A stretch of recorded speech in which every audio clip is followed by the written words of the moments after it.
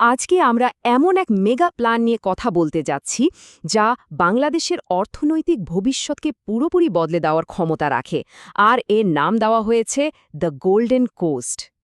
আচ্ছা, একটা প্রশ্ন দিয়ে শুরু করা যাক। প্রশ্নটা শুনলে হয়তো একটু অবাকই হবেন। বাংলাদেশ কি সিঙ্গাপুরকে ছাড়িয়ে যেতে পারে? হ্যাঁ, এই একটা প্রশ্নকে কেন্দ্র করেই কিন্তু আমাদের আজকের এই পুরো আলোচনা। আর অবাক করা বিষয় হলো, একটা মাস্টার প্ল্যান কিন্তু সরাসরি বলছে, হ্যাঁ, এটা সম্ভব। এটা কোনো আকাশকুসুম কল্পনা না, বরং একটা নক্কার স্ট্র্যাটেজিক প্ল্যানের উপর ভিত্তি করে দেখা এক বিশাল স্বপ্ন। তো কিভাবে এটা সম্ভব? চলুন পুরো বিষয়টা ধাপে ধাপে জেনে নিই। প্রথমে আমরা দেখব এই মেগা প্ল্যানটা আসলে কি। তারপর এর সবচেয়ে গুরুত্বপূর্ণ দুটো ভিত্তি, মানে দুর্নীতিমুক্ত প্রশাসন আর একটা গ্লোবাল ট্রানজিট হাব, এ দুটো নিয়ে কথা বলবো। এরপর জানব এটা বাস্তবায়নের 7টা ধাপ কি কি। আর সবশেষে আমরা বোঝার চেষ্টা করব এর আসল সম্ভাবনা ঠিক কতটুকু। তাহলে প্রথমেই আসি, এই মহাপরিকল্পনা বা মেগা প্ল্যানটা আসলে কি। এর মূল কৌশলটা কিন্তু বেশ ইন্টারেস্টিং। সারা দেশে ছোট ছোট প্রজেক্টের শক্তি নষ্ট না করে হাতে গোনা কয়েকটা জায়গাকে ফোকাস করে একটা ইকোনমিক পাওয়ার হাউস তৈরি করা। পরিকল্পনাটা হলো চট্টগ্রাম, মাতারবাড়ি আর খুলনা, এই তিনটাকে একসাথে করে একটা শক্তিশালী গোল্ডেন কোস্ট ইকোনমিক হাব বানানো হবে। এই আইডিয়াটা কিন্তু সিঙ্গাপুর বা দুবাইয়ের মতো সফল দেশগুলো থেকে নেওয়া।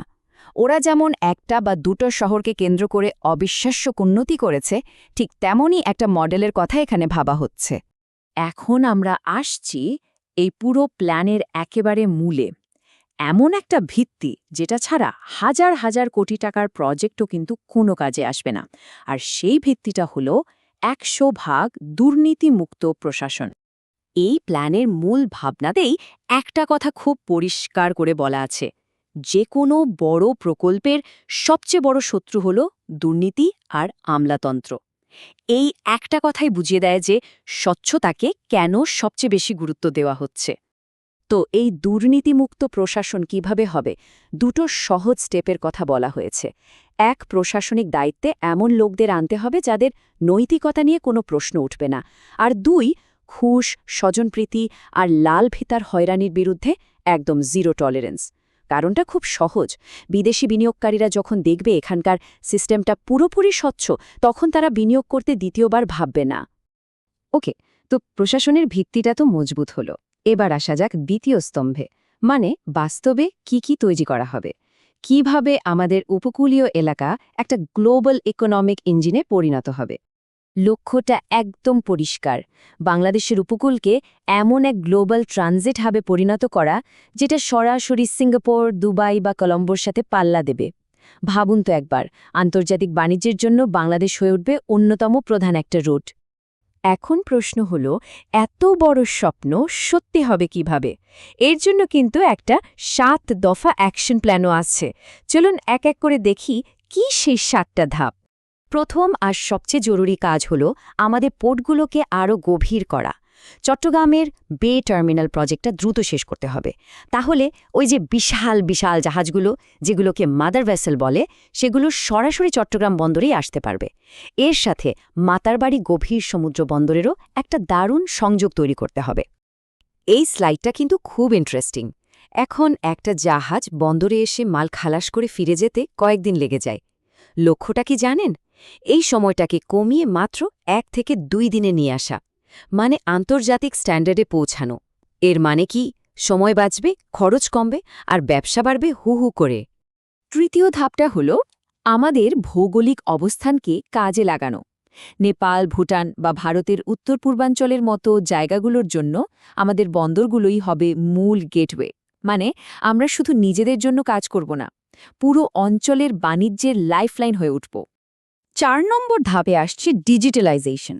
ন্যাশনাল সিঙ্গল উইন্ডো নামে একটা সিস্টেম চালু করার কথা বলা হচ্ছে। সোজা কথায় এটা একটা অনলাইন প্ল্যাটফর্ম যেখানে ব্যবসা করার জন্য সব পারমিশন এক জায়গা থেকেই পাওয়া যাবে। কোনো দৌড়াদৌড়ি, কোনো লাল ফিতার হয়রানি থাকবে না। অবশ্যই এত বড় হাব বানাতে গেলে বিশ্বমানের সুযোগ সুবিধাও লাগবে, মানে আধুনিক ওয়্যারহাউস, কোল্ড স্টোরেজ এসব। আর তার সাথে লাগবে সর্বোচ্চ মানের নিরাপত্তা। ISPCO কোড মেনে চলতে হবে, যেটা হলো আন্তর্জাতিক নিরাপত্তার একটা গ্লোবাল সার্টিফিকেট। এটা না থাকলে বড় বড় কোম্পানিগুলো আস্থা পাবে না। আর ৬ নম্বর পয়েন্টটা বেশ স্মার্ট একটা আইডিয়া। এটাকে বলা হচ্ছে ল্যান্ডলর্ড পোর্ট মডেল। মানে সরকার থাকবে জমির মালিকের মতো, কিন্তু পোর্ট চালাবে বিশ্বের সেরা সব কোম্পানি, যেমন ডিপি ওয়ার্ল্ড বা পিএসএ। এতে কি হবে? দক্ষতা আর পেশাদারিত্ব আসবে খুব দ্রুত। তো এতগুলো ধাপ পার করার পর মূল প্রশ্নটায় ফেরা যাক। এই সব কিছু কি সত্যি বাংলাদেশকে এশিয়ার নতুন অর্থনৈতিক শক্তি বানাতে পারবে? দেখুন, সফল হবার জন্য ৩টে জিনিস লাগবে।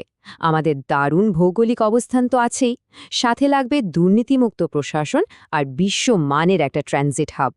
এই দুটো জিনিস যদি ঠিকঠাক করা যায়, তাহলেই খেলাটা ঘুরে যাবে।